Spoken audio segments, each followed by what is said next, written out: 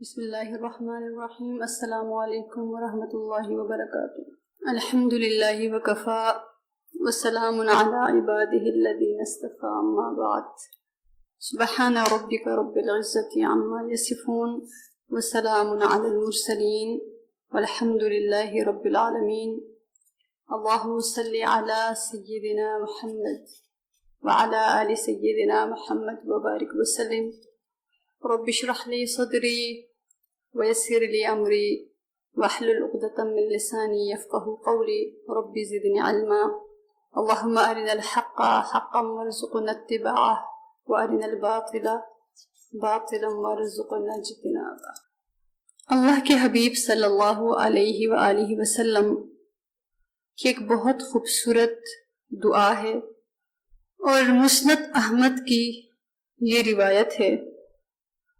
ویسے تو یہ تفصیل کے ساتھ ہے، بہت خوبصورت دعا ہے، لیکن اس کا جو آخری ٹکڑا ہے وہ میں آپ کے سامنے پڑھتی ہوں، اور یہ ہمیں دعا جو ہے وہ ہم میں سے ہر ایک کلمہ گو کو اس کی ضرورت ہوتی ہے، کیونکہ ہم اپنی زندگی میں بحیثیت مسلمان کے جو بھی عمل کرتے ہیں، چاہے ایون کہ سونا ہی کیوں نہ ہو، جاگنا ہی کیوں نہ ہو، کھانا ہی کیوں نہ ہو، تو اس میں ایک بات بحیثیت مسلمان اور ایمان والے ہونے کی یہ بات ہوتی ہے کہ اللہ آپ ہم سے راضی ہو جا۔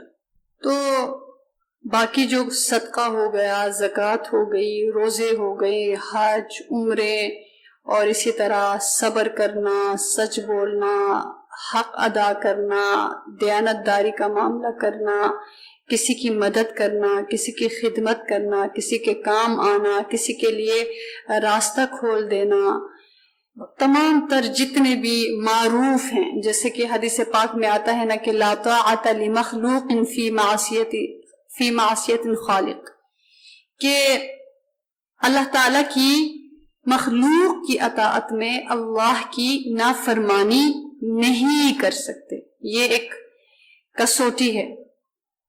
تو جب ہم اس پہ نہیں پرکھتے خود کو تو پھر ہم پریشان ہوئے پھرتے ہیں۔ اس کسوٹی پہ خود کو رکھنا بہت ضروری ہے کہ مخلوق کی اطاعت میں اللہ کی نافرمانی یہ نہیں ہونی چاہیے، اور جب یہ ہونا شروع ہو جاتی ہے تو پھر اس کا اثر ہمارے اوپر پڑتا ہے، ہماری زندگیوں میں۔ لیکن پھر فرمایا، جو کہ حدیث پاک کا مفہوم ہے، کہ مخلوق کی اطاعت معروف میں ہو سکتی ہے۔ معروف کہتے ہیں نیکی کو، یعنی لا طاعت کہ کسی مخلوق کی اطاعت نہیں ہے، اللہ کی نافرمانی جس میں ہو وہاں پہ مخلوق کی اطاعت نہیں ہے۔ پھر فرمایا کہ ہاں مخلوق کی اطاعت ہو سکتی ہے صرف معروف میں، اچھائی میں۔ کوئی اگر اچھائی کی طرف بلائے، اچھائی کی بات کریں، اچھائی کو لے کے چلے، وہاں پہ اطاعت کرنی چاہیے۔ لیکن نافرمانی میں اطاعت، جس میں اللہ کی نافرمانی ہو، تو اس کی اجازت نہیں ہے۔ تو پھر ہم کیا سوچتے ہیں کہ میرا صدقہ اللہ کی رضا کے لیے، میرا روزہ اللہ کی رضا کے لیے، میرا سچ بولنا اللہ کی رضا کے لیے، میرا صبر کرنا اللہ کی رضا کے لیے، میرا معاف کر دینا اللہ کی رضا کے لیے، میرا سہ جانا اللہ کی رضا کے لیے، اور میرا اللہ کے لیے اپنی جان، اپنا مال، اپنا وقت لگانا اللہ کی رضا کے لیے۔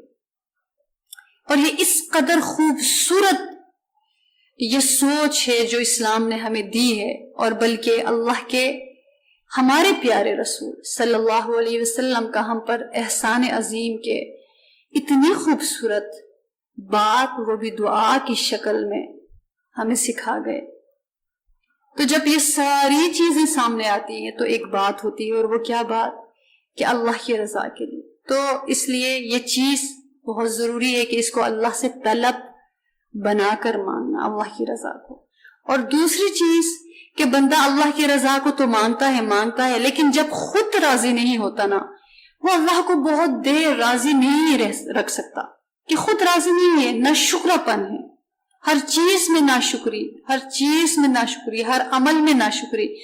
جب انسان ناشکری پہ اتر آتا ہے نا، تو وہ اس کے اوپر عبادت بوجھ بن جاتی، اس لیے فرمایا نا کہ لَإِن شَكَرْتُمْ لَأَزِيدَنَّكُمْ، کہ ہاں جو شکر گزار بنتا ہے تو میں بھی لَأَزِيدَنَّ بہت بڑھائی کا معاملہ کرتا ہوں، زیادہ دیتا ہوں، لیکن جو ناشکری کرتا ہے تو اس کو میرا عذاب پہنچتا ہے۔ تو بندہ اس وقت ناشکری کرتا ہے جب وہ راضی نہیں ہوتا۔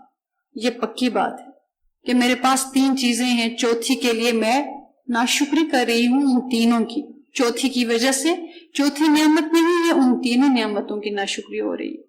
تو اس کا مطلب، اس کا سیدھا جواب یہ کہ ہم اللہ سے راضی نہیں ہیں۔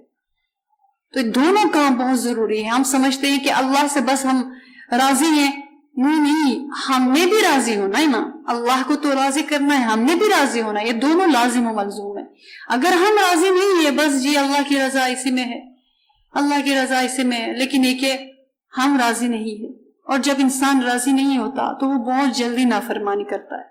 جب وہ راضی ہو جاتا ہے نا، ٹھیک ہے طبعی نہ صحیح، عقلی طور پہ اللہ میں اس پہ راضی ہوں، تو اس لیے وہ جب یہ سوچتا ہے نا انسان، اور جب یہ کرتا ہے تو بڑے پہاڑ جتنی مصیبتوں کو بھی وہ عبور کر جاتا ہے۔ کہ دیکھیے کوئی اپنی پیارے کو اپنے ہاتھوں سے قبر میں رکھ کے آتا ہے، اور وہ کیوں اس کو سکون ملتا ہے کہ اللہ میں راضی ہوں، وہ یہ جملہ کہہ رہا ہوتا ہے۔ ایک ایمان والا، میں نے جتنے بھی اس طرح کے ملاقات ہوئی ہے، انہوں نے یہ کہا ہم راضی ہیں یا اللہ، آپ کی رضا پہ راضی ہے۔ تو پھر اللہ کو تو راضی کرنا ہے، لیکن اللہ کی رضا سے راضی نہیں ہونا، انہوں نے جو بھیجا، جو فیصلہ میرے لیے، آپ کے لیے، اس پہ راضی نہ ہونا، یہ آج کل وہی ہے کہ ڈپریشن اور انزائٹی، مایوس ہونا، امید چھوڑ دینا۔ تو بھائی وہی بات کہ امید تو اللہ کے در سے جوڑ کے رکھتی ہے، اور نا امیدی تو شیطان کے در تک پہنچاتی ہے۔ تو اس لیے ایک پیاری دعا جو ہمیں سکھائی گئی ہے، کتنی خوبصورت، اور اس سے اندازہ ہو جائے گا ہمیں کہ اللہ کی رضا بہت بڑی شے ہے، لیکن خود انسان کی رضا کہ وہ اللہ سے راضی رہے، یہ بھی بہت بڑی شے ہے۔ یہ دونوں ایک دوسرے سے جڑی ہوئی چیزیں ہیں، اور یہی چیز اللہ پاک کے رسول محترم، ہمارے پیارے رسول صلی اللہ علیہ وآلہ وسلم نے اپنی مبارک زبان سے اور خوبصورت الفاظ کے ساتھ ہمیں سکھا گئے۔ اللہم صلی علی سیدنا محمد وعلی آل سیدنا محمد۔ بسم اللہ الرحمن الرحیم۔ اللہم ارزنا وارض عنا، اللہم ارزنا وارض عنا، اللہم ارزنا وارض عنا، کہ اے پروردگار، اے اللہ، آپ ہم کو خوش کر دیجئے، آپ ہمیں خوش کر دیجئے، آپ ہمیں راضی کر دیجئے، اور ہم سے خوش ہو جائیے، اور ہم سے راضی ہو جائیے، کہ پروردگارہ آپ ہمیں بھی راضی کر دیجئے، اور آپ خود بھی ہم سے راضی ہو جائیے۔ اللہ ہم بھی آپ سے راضی رہیں، اور آپ بھی ہم سے راضی رہیں۔ تو دیکھیے کہ اس حدیث مبارکہ میں دونوں طرف کی رضا کا ذکر ہے، تو یہ بہت خوبصورت دعا ہے۔ اس دعا کو سمجھنا اور اس کو سمجھ کر مانگنا یہ بہت ضروری ہے۔ اسی لیے اگر دیکھا جائے کہ رسول اللہ صلی اللہ علیہ وسلم نے یہ دعا کیوں ارشاد فرمائی، کہ سرور عالم صلی اللہ علیہ وسلم نے ایک تو اس دعا میں بندے کی خوشی کو مقدم فرمایا ہے، یعنی بندے کے راضی ہونے کو پہلے ذکر کیا ہے۔ اس دعا کے 2 جو جملے ہیں، ان میں سے پہلے جملے میں اللہ کی رضا سے پہلے بندے کی رضا کو ذکر فرمایا ہے کہ اللہ ہمیں آپ خوش کر دیجئے، اور اللہ کی خوشی کو بعد میں ذکر فرمایا کہ اللہ آپ بھی ہم سے خوش ہو جائیے، آپ بھی ہم سے راضی ہو جائیے۔ تو یہ وجہ ہے کہ اللہ کے رسول صلی اللہ علیہ وسلم کیونکہ قرآن کی تفسیر تھے نا، اور انہوں نے یہ دعا کیوں ارشاد فرمائی، کیونکہ ان کے سامنے قرآن پاک کی یہ آیت تھی کہ ارجعی الی ربک راضیۃ مرضیہ۔ سبحان اللہ، اے اطمینان والی روح، تو اپنے رب کی طرف چل اس طرح کہ تو اس سے خوش اور وہ تجھ سے خوش۔ تو اس میں بھی راضیتن وہ روح خوش ہو مرضیتن، اور روح کو بلانے والے پروردگار بھی راضی ہو، راضیتن وہ روح بھی راضی ہو، اور مرضیتن اس روح کو بلانے والے پروردگار بھی راضی ہو، اس روح سے راضی ہو۔ تو بندے کی خوشی کو اللہ نے اپنے کلام پاک میں پہلے ذکر فرمایا اور اپنی خوشی کو بعد میں ذکر فرمایا۔ تو رسول اللہ صلی اللہ علیہ وسلم نے دعا میں وہی ترتیب رکھی جو قرآن پاک میں ترتیب نازل ہوئی ہے۔ کس قدر خوشی کی بات ہے۔ اس لیے اللہ تعالیٰ کی خوشی اگر دیکھا جائے تو بہت اعلیٰ چیز ہے، بہت اعلیٰ، کہ سب سے بتائے کہ اللہ کی رضا سب سے بڑی شے ہے، اور بندوں کی خوشی اس کے مقابلے میں بہت ہی عام اور معمولی چیز ہے۔ تو پھر بندوں کی خوشی کو اللہ تعالیٰ نے کیوں پہلے ذکر کیا ہے؟ تو اس کا جواب یہ ہے کہ جو ترقی ہوتی ہے نا وہ ادنا سے اعلیٰ کی طرف ہوتی ہے۔ بندہ جب چڑھتا ہے نا نیچے سے اوپر، آہستہ آہستہ آہستہ آہستہ اوپر جاتا جاتا ہے، اوپر جاتا جاتا ہے۔ اسی طرح اگر کوئی بچے کو ہم اسکول میں ایڈمیشن کرواتے ہیں تو پہلے کس میں پڑھتا ہے، پھر اس کے بعد وہ اس کے گریڈز بڑھتے رہتے ہیں نا، یہاں تک کہ پھر وہ پی ایچ ڈی کر لیتا ہے، پھر وہ اپنی لائف میں جاتا ہے۔ تو وہ ترقی نیچے سے اوپر کی طرف ہوتی ہے ایک دم سے، اور ایک دم سے مل جائے تو وہ بندہ ہضم نہیں کر سکتا۔ تو بالکل اسی طرح جس طرح کہ ایک ترقی نیچے سے اوپر کی طرح ہے، اور اسی طرح اگر دیکھا ایک اور چیز، ایک تو یہ چیز ہے، دوسری چیز یہ کہ اگر ایک چھوٹا سا بچہ ہو تو وہ اگر بیٹھا ہوا ہو اور ایک بڑا بیٹھا ہوا ہو، تو اگر دینے والے کے پاس کوئی میٹھی ایسی چیز جو بچے کو پسند ہو تو وہ اس لیے اس چھوٹے کو دیتا ہے کہ چلیے اس کو میٹھی چیز پسند ہے، یہ خوش ہو جائے، اور اس کو پتا ہوتا ہے کہ یہ جو بڑا ہے اس کو تو پتا ہے نا کہ یہ چھوٹا ہے، تو اس کو خوشی ہوتی ہے، اس کو پسند ہے۔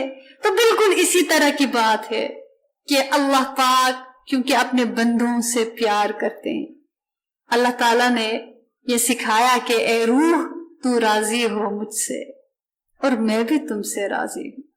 تو ہمیشہ آپ کو پتا ہے معاملہ اسی طرح چلتا ہے کہ راضی برضا ہم جو لفظ استعمال کرتے ہیں نا، گھروں کا نظام ہے، اداروں کا نظام ہے، آپ 100 مرتبہ راضی ہو لیکن آپ سے آپ کے ارد گرد کے لوگ راضی نہ ہونا، وہ ماحول بہت ہی بدبودار بن جاتا ہے۔ آپ 100 دفعہ قربانی دے، آپ کے ماحول میں اگلوں میں یہ صفات نہیں ہے تو وہ ماحول بدبو سے بھر جاتا ہے، آپ کی بھی انرجی ختم ہو جاتی ہے آہستہ آہستہ ایسے ماحول میں۔ اسی لیے حدیث پاک میں آتا ہے نا کہ جو تنہائی ہے وہ بہتر ہے بری مجلس سے، اور بری مجلس جو ہے سے بہتر تنہائی ہے۔ وہ اس لیے کہ انسان اچھی جگہ پہ رہتا ہے تو سیکھتا ہے، اور بری جگہ پہ رہتا ہے تو برائی سیکھتا ہے، اچھی جگہ پہ رہتا ہے اچھائی سیکھتا ہے۔ ایک انسان پوزیٹیو ہو تو وہ اس کی جو پوزیٹیو اس کی وائبس ہوتی ہے اگلے بندے ان کو کیچ کرتا ہے، اور وہ فوراً اس کی بھی سوچ میں وہ پوزیٹیوٹی آتی ہے، اور ایک بندہ جو ہے نیگیٹو ہے اپنے ارد گرد کو بھی وہ اس نیگیٹیوٹی میں لے آتا ہے۔ تو بہرحال اللہ تعالیٰ نے فرمایا کہ میرے بندو تم مجھ سے راضی ہو جاؤ، اور اے اطمینان والے روح تم مجھ سے راضی ہو اور میں تم سے راضی۔ تو ایک طرح سے یہ شفقت والا معاملہ کہ جیسے کہتے ہیں نا کہ اے 70 ماؤں سے کی محبتوں سے بڑھ کر محبت کرنے والے پروردگار، اللہ اکبر، پروردگار آپ کی محبت اتنی زیادہ اتنی زیادہ اتنی زیادہ، پروردگارہ آپ ہم سے راضی بھی ہو جائیے اور ہمیں بھی خود سے راضی کیجیے۔ تو یہ جو دعا ہے اس کا اہتمام کرنا کہ اللہم ارزنا ورزانا، چھوٹی سی دعا کہ پروردگار ہمیں خوش کر دیجئے نا، آپ ہمیں خوش کر دیجئے، جیسی ہماری زندگی ہے، جیسی ہماری قسمت ہے، جیسی ہماری تقدیر ہے، جیسے ہمارے دن رات ہیں، ہماری صبح و شامیں ہیں، پروردگارہ کسی پہر میں ہمیں اپنی ذات سے مایوس نہ کرنا، اپنی ذات سے ناراض نہ کرنا، اپنی ذات سے دور نہ کرنا، پروردگار ہمیں راضی فرمانا، پروردگار ہمیں راضی فرمانا اور ہم سے راضی ہو جانا۔ تو اس دعا کا ہمیں اہتمام کرنا چاہیے، اور اپنے لیے بھی اور دوسروں کے لیے بھی ہم دعا کریں کہ پروردگار فلاں کا ایمان ڈگمگا رہا ہے، فلاں کا ایمان ڈول رہا ہے، پروردگار اس کے ایمان کو بھی بچانا۔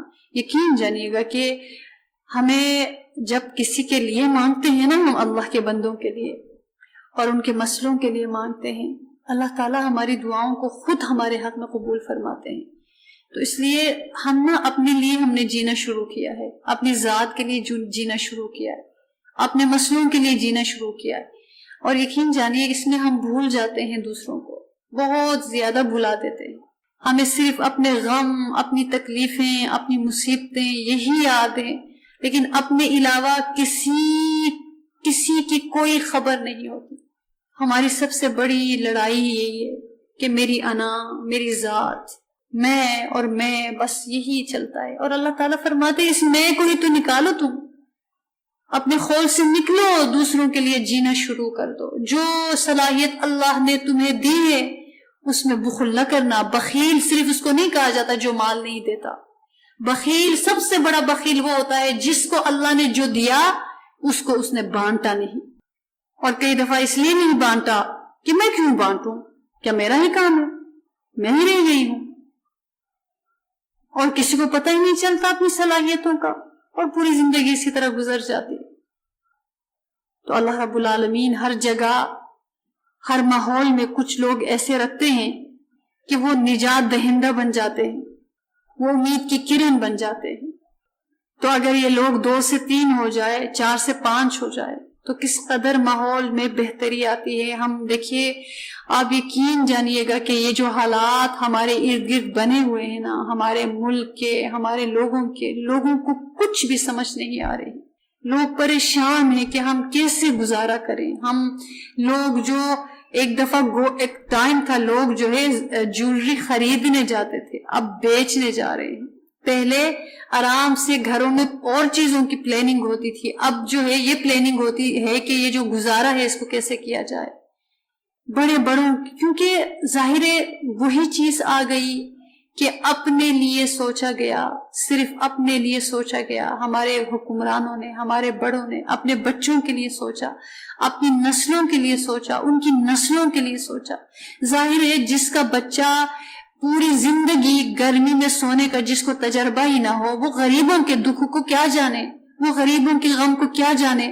جو صرف حکومت کرنے پاکستان میں آئیں اور اس کے بعد اپنے مالوں میں جا کے عیش کریں، ان کو ہمارے غموں کا کیا پتہ ہو، کیا کچھ ہو رہا ہے معصوم بچیوں کے ساتھ، کیا ہو رہا ہے کہ ہم اللہ کو ناراض کر بیٹھے ہیں، ہم اللہ کو ناراض کر بیٹھے ہیں۔ ہم امید کی کرن بن جائے نا، ہم اپنی آواز تو پہنچ جائے، اور کم سے کم دعا تو کریں نا اللہ کے بندوں کے لیے۔ اگر ہم نہیں کریں گے ہم جواب دیں۔ مسئلہ یہی ہے کہ ہر گھرانہ اپنے گھر میں بہت سارے مسئلوں کو لیلا مجنون بنا کے انہی سے جو ہے نا سر ٹکرائے جا رہے۔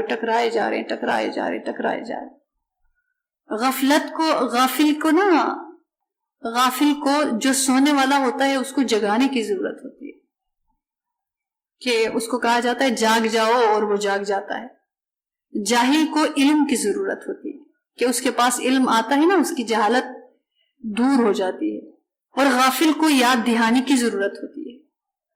لیکن جس کا دل مر جائے نا، جیسے ایک اللہ والے نے دیکھا کہ کسی کے اوپر اثر نہیں ہو رہا، تو انہوں نے کہا کہ اس کا دل سو نہیں رہا، سونے والوں کو جگایا جائے تو وہ جاگ جاتے ہیں، بلکہ اس کا دل مرا ہوا ہے۔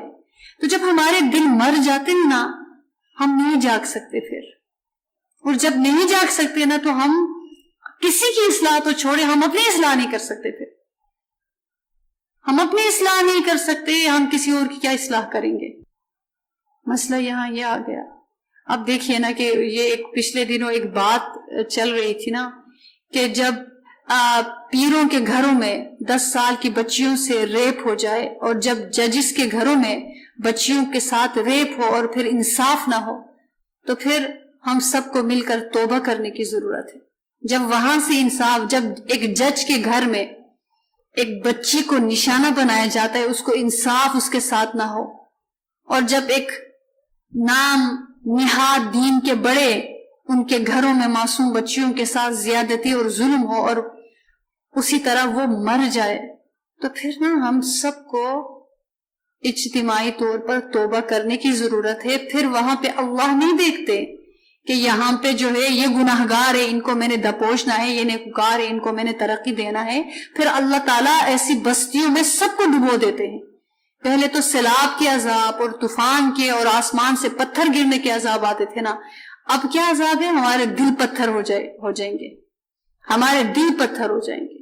ہم اپنے دلوں کو ٹٹول کے دیکھیں گے تو پتھر کے پتھر ہوں گے، بڑے بڑے لوگوں کے دل پتھر ہو جائیں گے. اور جب دل پتھر کے ہو جائے نا پھر اس کو کسی اور سزا کی ضرورت نہیں ہے. پھر وہ سینے میں پوری زندگی پتھر کو لے کے پھرتا رہتا ہے اور یوں جا کے وہ قبر کے اندر سو جاتا ہے. ہمارے مرنے کے بعد کچھ عرصہ گزر جائے گا، سب کچھ ہمیں بھول جائیں گے. ہمیں بھی اپنے پردادوں کے نام نہیں یاد. اب تو بالکل طوفان کا دور ہے، عجیب دور ہے، کشمکش اور بھلانے کا دور ہے. اب کون یاد رکھتا ہے؟ اب کون یاد رکھے گا؟ تو ایک وقت میں ہماری قبروں کے نشان بھی اٹھ جائیں گے، ہمارے نام بھی اٹھ جائیں گے، لیکن ہمارا کام رہ جائے گا. ہمارا کام رہ جائے گا کہ میں نے کیا کیا تھا، آپ نے کیا کیا تھا. میں تنہائیوں میں کیوں روتی تھی، آپ تنہائیوں میں کیوں روتے تھے. میں کیوں لڑتی تھی، آپ کیوں لڑتے تھے. میرے دل میں کس چیز کا غم تھا، آپ کے دل میں کس چیز کا غم تھا. اب دیکھیں نا سسرالی زندگی میں عموماً، سسرالی نہیں بلکہ آپ سمجھ لیجئے گا کہ بھابھی اور نند اور اسی طرح ساس اور بہو، دو بہنوں میں، میاں بیوی میں اور پڑوسیوں میں، رشتوں میں یہی چیزیں چلتی ہیں نا. چک چک چک چک ایک دوسرے کو پنچ کرنا. وہ ماحول اتنا بدبودار ہو جاتا ہے، وہ بندہ اس قابل ہی نہیں رہتا کہ اٹھ کے کسی اور کو سمجھائے. اس کو خود تربیت کی ضرورت ہوتی ہے. اور اتنی اچھی اچھی شکلوں والی، اتنی ایجوکیٹڈ بچیاں، خواتین، یہ مینٹل ہاسپٹل جا کے کبھی وہاں پہ جا کے ضرور دیکھیے گا، کبھی وہاں پہ جا کے ضرور دیکھیے گا. ان کو یہ ہوش بھی نہیں ہے کہ میں نے اگر یہاں پہ گند بھی کیا ہے تو اس کو میں نے اٹھانا بھی ہے کہ نہیں اٹھانا. ان کو یہ بھی یاد نہیں رہتا کہ مجھے لباس بھی پہننا ہے کہ نہیں پہننا. ان کو تو اپنے لباس کا بھی ہوش نہیں ہے. وہاں جا کر حقیقت کھلتی ہے کہ پروردگارا یہ اچھے اچھے دماغ والی خواتین اور اتنی اچھی ویل ایجوکیٹڈ اور بہت ہی خاندانی عورتیں اور خوبصورت کہ دور سے دیکھے یوں گمان ہوتا ہے کہ یہ تو پتہ نہیں غلطی سے کسی نے یہاں تک پہنچایا ہوگا، لیکن بات کریں تو ان کا دماغ ٹھکانے پہ ہی نہیں. تو ہم اپنے آپ کو اس دنیا کے غموں کو اپنے سینے میں رکھ کے اسی میں ہی پڑھتے رہیں گے نا، پھر تو ایسا ہی ہوگا. اللہ کی قسم ہے، اللہ نے ہمیں دنیا میں اس لیے نہیں بھیجا کہ ہم صرف جو ہے اس دنیا میں اس کا غم کرے اس کا غم کرے اور نکل کر چلے جائے.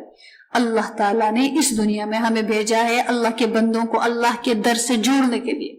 پھر میرے پاس جو صلاحیت ہے، میرے پاس مال ہے، مال لگاؤں، طاقت ہے، طاقت لگاؤں، میرے پاس ایجوکیشن ہے وہ لگاؤں، میرے پاس قلم ہے وہ استعمال کروں، میرے پاس اصلاح کے لیے زبان ہے اس کو استعمال کروں، میرے پاس دعاؤں کے ہاتھ ہے دعا کروں. کوئی مشورہ کرتا ہے مشورہ دوں، ایک دوسرے کی قوت بنے، طاقت بنے، لیکن ایک دوسرے کو اتنا آوازار نہ کریں کہ کوئی آپ سے جان چھڑائے، کوئی آپ سے پیچھا چھڑائے. دوسروں کے لیے، ایک دوسروں کے لیے راحت جان بنے. اپنی انا کو مارنا سیکھیں، ورنہ ہم مر جائیں گے. انا تب بھی نہیں مرتی، وہ تو پورے صراط میں بھی نہیں مرتی. انا کینہ تو ادھر تک چلتا ہے. تو اللہ تعالیٰ نے بھی ہم سے یہی تقاضا کیا کہ پہلے تم خود کو بدلو، میں پھر تمہیں بدلوں گا. تم بدلتے نہیں ہو، میں تمہیں بدلوں گا نہیں. اور اگر جو حالات ہماری زندگی میں آتے ہیں نا، غم، تکلیف، دکھ، رونا، کسی نے ہمیں پریشان کیا، یقین جانیے گا کہ اللہ اصل میں چاہتے ہیں کہ ہم ان کے در سے جڑ جائیں بس. کیونکہ ہم نے کسی نہ کسی محبت کو اللہ کی محبت پر غلبہ دیا ہوا ہوتا ہے. اس محبت کو ہم تھوڑا سا اوپر رکھنا شروع کرتے ہیں تو اللہ ہمیں توڑ دیتے ہیں اسی شخص کے ذریعے سے، اور پھر اپنے در کا دروازہ، اپنا در کھول دیتے ہیں کہ پروردگار فرماتے ہیں کہ ہے کوئی تیرا مجھ پروردگار کے سوا. اگر ان کا در پکڑیں گے تو بہتری آئے گی، نہیں تو نہیں آئے گی. تو توبہ کی ضرورت ہے. دعا کیجئے، برکت کی دعا، رزق کی برکت کی دعا. لوگوں کا برا حال ہے، برا حال ہے. یقین جانے کا کہ کیا ہو رہا ہے. اولاد اپنے ماں باپ کو ٹھڈے مارتی ہیں. یقین جانے کا ماں باپ کو اولڈ ہاؤس میں بٹھا کر اپنی زندگیوں میں مگن ہو جاتی. اس معاشرے میں کیا نہیں ہو رہا، کیا نہیں ہو. پہلے بھی ہو رہا تھا، بہت ہو رہا تھا، لیکن اب سامنے آ رہا ہے سارا. اب لوگوں کو نا اللہ نے بے نقاب کر دیا ہے. پہلے ذرا نقاب میں تھے نا، اب اللہ تعالیٰ نے سب کو بے نقاب کر دیا ہے کہ ایک حد تک گناہوں کو اللہ چھپاتے ہیں، پردے میں ڈال دیتے ہیں، لیکن گناہ جب اجتماعی صورت اختیار کر جائے نا، اللہ ان کو بے نقاب اور رسوا اور ان کی پردہ دری فرماتے ہیں. ورنہ تو اللہ پردہ پوش ہے، کیونکہ ہم نے توبہ کا در چھوڑ دیا، ہم نے اپنی اصلاح کرانے چھوڑ دیے، ہم نے اپنی غلطیوں کو ماننا چھوڑ دیا، اور ہم نے ناشکریوں میں پڑھ کے اللہ کے ساتھ کفران کا معاملہ کرنا شروع کیا. اور کفران کیا ہے؟ اللہ کی نعمتوں کی ناشکری. میرے اللہ نے مجھے عزت کی جگہ پہ بٹھایا، مجھے کبھی خیال نہ آیا کہ اللہ میں تو قابل ہی نہیں ہوں، آپ نے مجھے یہ عطا کیا. تو 2 دن کی زندگی ہے، خوش رہیں گے تو بھی مرنا ہے، غمگین رہیں گے تو بھی مرنا ہے، اور اپنی عیاشیوں میں پڑھ کے جئیں گے تو بھی مرنا ہے، دوسروں کے لیے جئیں گے تب بھی مرنا ہے. لیکن یاد رکھیے گا کہ اللہ تعالیٰ نے اعلان کر دیا کہ یوم لا ينفع مال ولا بنون الا من اتى اللہ بقلب سلیم، کہ قیامت کے روز تیرا مال بھی کام نہ آئے گا، قیامت کے روز تیری اولاد بھی کام نہ آئے گی، قیامت کے روز تیرا سورا دل، قلب سلیم کام آئے گا. اور یہ بتائیے گا کہ جب ہمارے سینے کے اندر ہمارا دل برے جذبات کا مرکز ہو جائے گا تو وہ قلب سلیم کیسے رہے گا؟ اور اللہ کے سامنے تو قلب سلیم پیش کرنا ہے، تو قلب سلیم کہاں سے پیش کریں گے؟ نہیں پیش کر سکتے. تو ہم نے اللہ رب العالمین کے سامنے سورا ہوا دل لے کے جانا ہے، اس دل کو اس قابل بنانا ہے.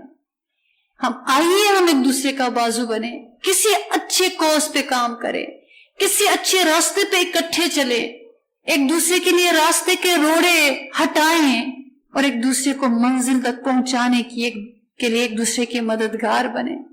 ہم اپنے نفس سے کھیلنا شروع نہ کریں، بہت دیر ہو جائے گی، کیونکہ جس کا ایک قدم اپنے نفس پر ہوتا ہے نا، جنت کا دروازہ اس کے لیے کھل جاتا ہے. اگر ہم نفس کے ساتھ بزی ہو جائیں گے کہ یوں کہا کسی نے، یوں کہا اس نے، یوں کہا، تو بس ہم تو گئے.